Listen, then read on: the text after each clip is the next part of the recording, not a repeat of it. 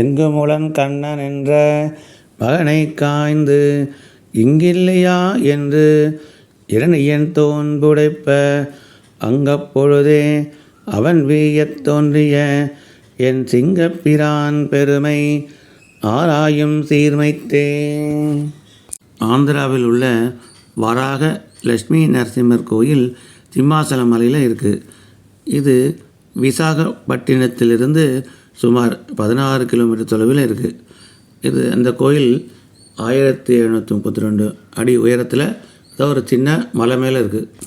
இந்தியாவிலேயே வராக லட்சுமி நரசிம்ம சுவாமி கோயில் இங்கே மட்டும்தான் இருக்குதுன்னு சொல்கிறாங்க. மலையடி வாரத்திலேருந்து கோயிலுக்கு போகிறதுக்கு 2 வழிகள் இருக்குது.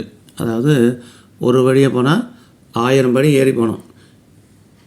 இந்த வழிக்கு பேர் மாதவ துவார்னு சொல்கிறாங்க.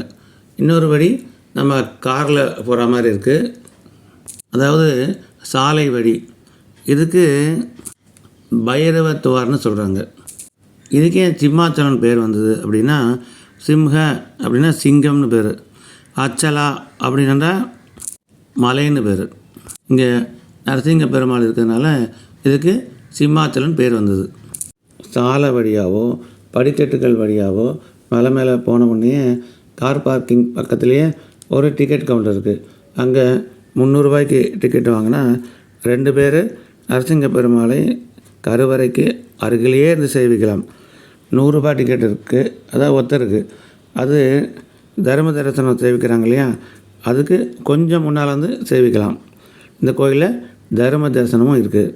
இதே மாதிரி இன்னொரு டிக்கெட் கவுண்டரு அந்த கோயில் கோபுரம் இருக்கு இல்லையா, அதுக்கு இடது பக்கத்தில் இருக்குது.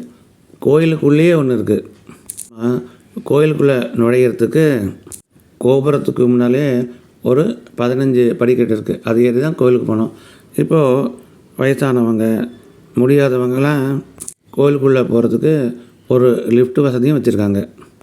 இந்த கோயிலில் திருப்பதிக்கு அடுத்தபடியாக பக்தர்கள் வருவதால் வருமானமும் திருப்பதிக்கு அடுத்தபடியாக இருக்குது. இந்த கோயிலில் கிபி 1098க்கு முந்தைய வரலாறுடைய சோழ மன்னன் குலோத்துங்கன் காலத்து கல்வெட்டுகள் காணப்படுகின்றன. கிபி 1016, 1519 கிருஷ்ணதேவராயர் காலத்து கல்வெட்டுகளும் இருக்கிறது. கோவிலை பற்றி தெலுங்கு மற்றும் ஒரிய மொழிகளில் பல புத்தகங்கள் உள்ளன. இங்கே 16 தூண்கள் கொண்ட முகமண்டபமும் 96 தூண்களால் தாங்கப்படும் நாட்டிய மண்டபமும் உள்ளது.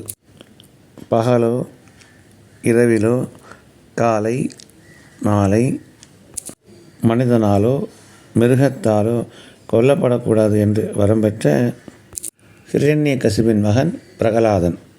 இவர் விஷ்ணுவின் தீவிர பக்தர். பிரகலாதனை கொல்ல ஹிரண்யன் முடிவெடுத்து சிம்ஹாத்ரி மலையிலிருந்து தள்ளி கொல்ல முயன்றார். அப்பொழுது இங்கிருக்கும் நரசிம்மர் பிரகலாதனை காப்பாற்றினார். பின் ஹிரண்யன் நரசிம்மரால் சம்ஹாரம் செய்யப்பட்டார். முதலில் இந்த கோயிலை கட்டியவர் பிரகலாதன் தான். பிரகலாதன் காலத்திற்கு பிறகு அந்த கோயிலானது சிதிலமடைந்து மண்ணுக்குள் புதைந்து விட்டது. பல ஆண்டுகளுக்கு பிறகு சந்திர வம்சத்தைச் சேர்ந்த பேரரசர் புரூரவனால் கண்டுபிடிக்கப்பட்டது. மலை உச்சியில் பூமியில் அழுந்திய நிலையில் இருந்த சிலையை எடுக்க முற்பட்டார் அரசர். அப்பொழுது ஒரு அசரீரி கேட்டது. அந்த சிலையை வெளியே கொண்டு வர வேண்டாம், சந்தனக்கட்டைகளால் மூடுங்கள் என்றும், மேலும் இந்த நரசிம்மரை இந்த வடிவத்தில்தான் வழிபட வேண்டும் என்றும் கூறியது. வருடத்துக்கு ஒரு முறைதான் சிலையின் நிஜரூபத்தை பக்தர்கள் சேவிக்க வேண்டுமென்றும் கூறியது. அதன்படியே இப்பொழுதும் மூலவர் சந்தனத்தால் மூடப்பட்டு 4 அடி உயரமாக காணப்படுகிறார். அட்சய திருதியை அன்று காலை 4 மணி முதல் மாலை 4 மணி வரையும் நிஜரூப தரிசனம், அதாவது அந்த சந்தனத்தை விலக்கி பெருமாள் காட்சி தரார். அப்பொழுது நரசிம்மர் 2.5 அடி கொண்ட திருவங்க தோரணையோடு 2 கைகள், காட்டுப்பன்றி போல தலை, சிங்கவால், மனித உடலோட காட்சி தருகிறார். பெருமாளை மூடும் சந்தனமானது கேரளாவிலிருந்து கொண்டு வரப்பட்டு கைகளாலே அரைச்சி சாத்தப்படுகிறது. நம்ம கருவறைக்கு போகிறோம் இல்லையா, அதுக்கு வலது பக்கத்தில் ஒரு கம்பஸ்தம்பம்ன்ற ஒரு தூண் இருக்குது. இது மணிகளாலையும் பட்டு துணிகளாலையும் அலங்கரிக்கப்பட்டு இருக்கிறது. அது கீழே சந்தான கோபாலருடைய எந்திரம் இருப்பதாக சொல்கிறாங்க. இந்த தூணை கட்டிப்பிடிச்சுட்டா புத்திர பாக்கியம் மற்றும் நினைத்து நடக்கும்னு நம்பிக்கை இருக்கிறது. இதுக்கு 25 ரூபா கட்டணம் வசூலிக்கிறாங்க.